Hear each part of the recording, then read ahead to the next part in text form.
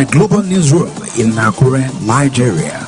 Independent news, talk, and music of the moment. This is Viral Radio, 98.5 FM. It's across the Atlantic.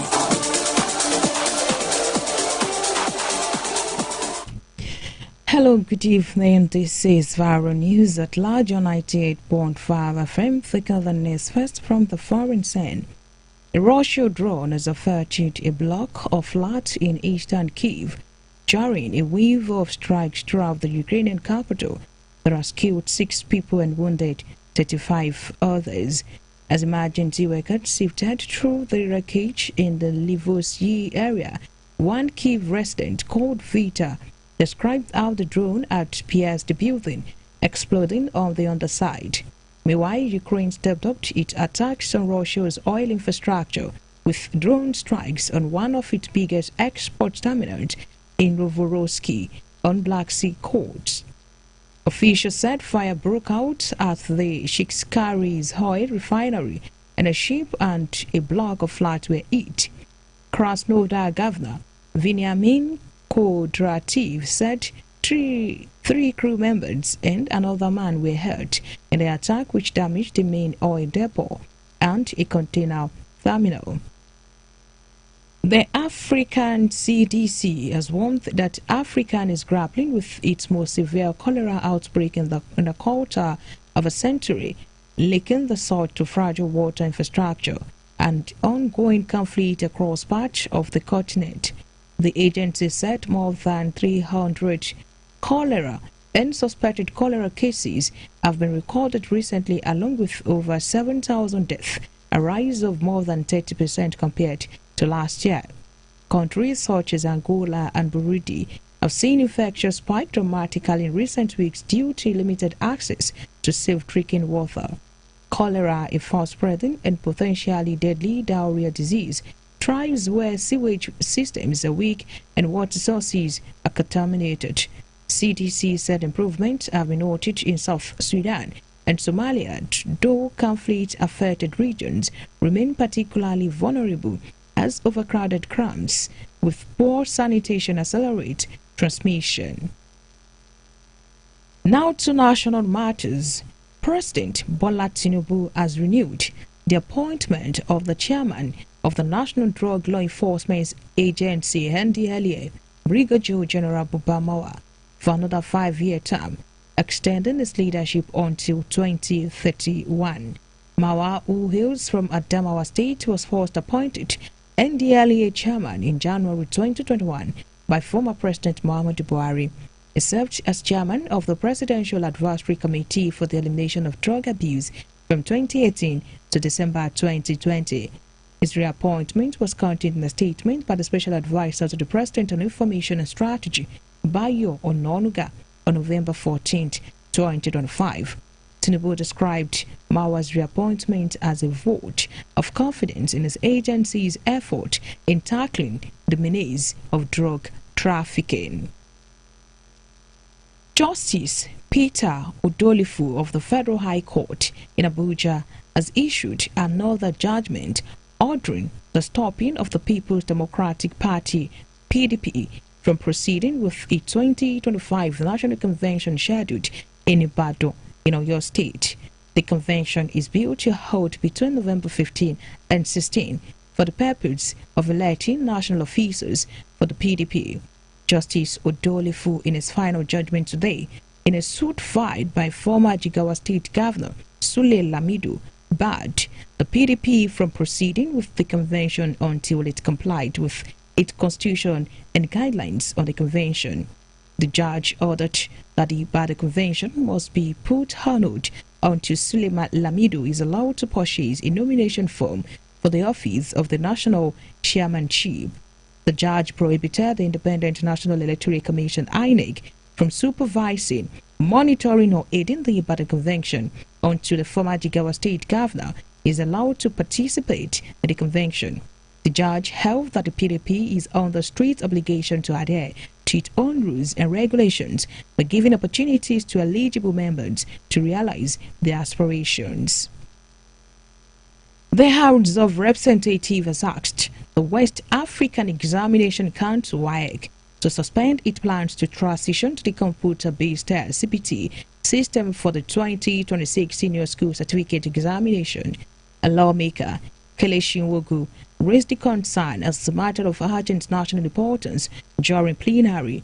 The House expressed concern about the outcry from the Nigerian Union of Teachers and Public Schools in rural areas over the lack of electricity and non-functional computers. They therefore asked WAEC to suspend its CBT plans with immediate effect, calling for the recruitment of computers teachers in public schools. The aggrieved lawmaker in Ondo State House of Assembly tagged progressive-minded lawmakers as described as a misleading, false, and politically mischievous statement credited to the Speaker, Right Honorable Olamide Oladiji, alleging that the 12 lawmakers are plotting against Governor Lucky Aiyedatiwa. The Assembly Speaker had described the activities of the aggrieved 12 lawmakers as a step to witch hunt Governor Aiyedatiwa's government.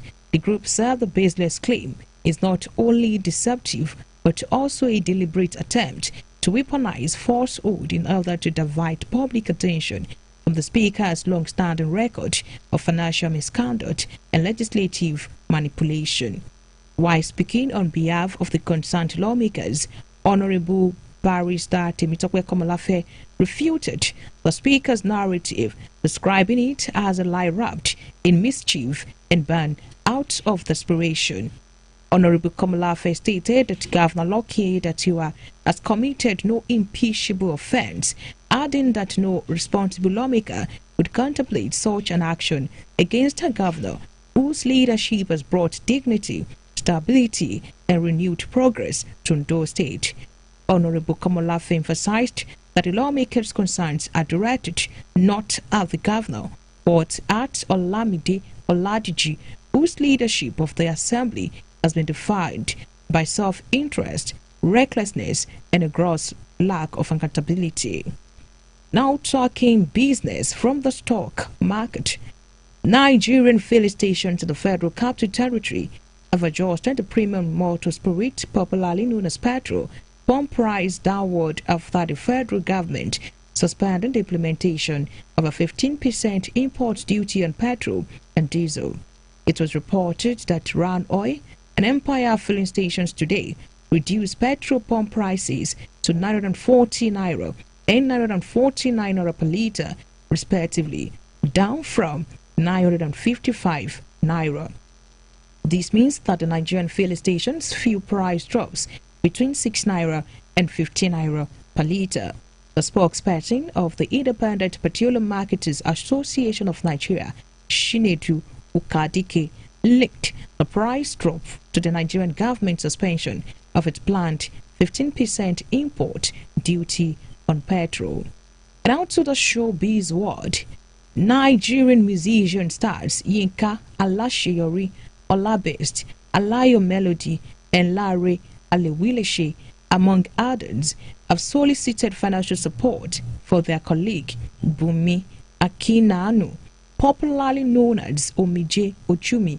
The calls for help came a few weeks after the singer Omije Ojumi visited the church at Ibadan in Oyo State for healing.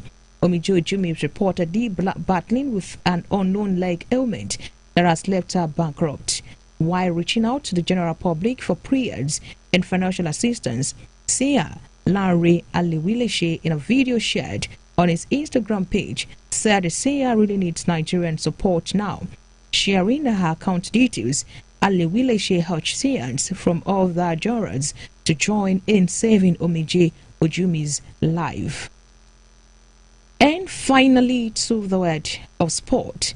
Democratic Republic of Congo head coach Sebastien Desabre has insisted that his team have the quality to beat the best team in Africa, Nigeria. The Leopards stunned the indomitable Lions of the Cameroon 1-0 at the Barrett Stadium, Rabat, on Thursday night to book export to the final of the 2026 FIFA World Cup playoffs. Captain Charles Mbaba netting the decisive goal for VRC in stoppage time.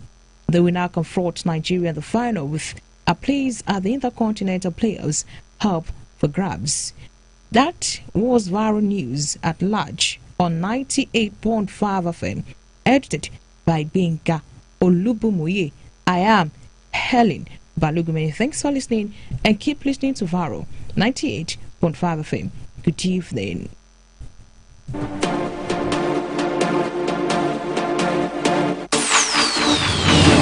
Get ready to vibe with